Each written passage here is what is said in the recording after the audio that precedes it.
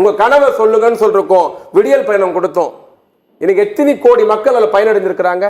கலைஞர் உரிமை தொகை கொடுத்தோம், தோழி விடுதி திட்டம், அன்பு கரங்கள், கலைஞர் கைவினை திட்டம், சிறகுகள் திட்டம், இப்படி எல்லா தரப்பு மக்களுக்கு திட்டங்களை அறிவித்து அடுத்த 5 ஆண்டு காலம் தமிழ்நாடு எதை நோக்கி போக வேண்டும், அடுத்த 5 ஆண்டு காலம் மக்களுடைய என்ன போக்கு என்னவாக இருக்கும், எதுல கவனம் செலுத்தணும், எதை முன்னேற்ற பாதை கொண்டு போனோம்னா அது உங்களிடத்துல கேட்டு நிர்வாகம் நடத்துவது தவறா இல்லையே.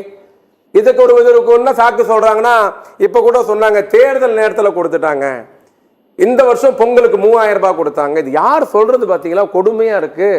தேர்தல் தேதி அறிவித்த பிறகு ஒவ்வொரு அக்கௌண்ட்லயும் 10,000 ரூபாய் போட்ட கட்சி சொல்லுது 3000 ரூபாய் குறை சொல்லிட்டு இருக்கு.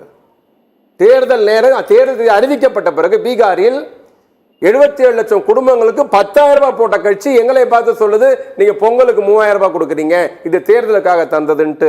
என்ன சார் கொடுமை இது?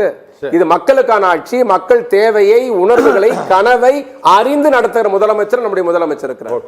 ஒரு சின்ன சொல்லிடுறேன். தேர்தல் வாக்குறுதி சொன்னாங்க 502 கொடுத்தாங்களேன்ட்டு 365 வாக்குறுதியை நிறைவேற்றி நடைமுறையில் இருக்கிறது. 40 வாக்குறுதிகள் ப்ராசஸ்ல இருக்கு, மீதியை நிறைவேற்றணும்னு சொல்லி இருக்கிறோம்.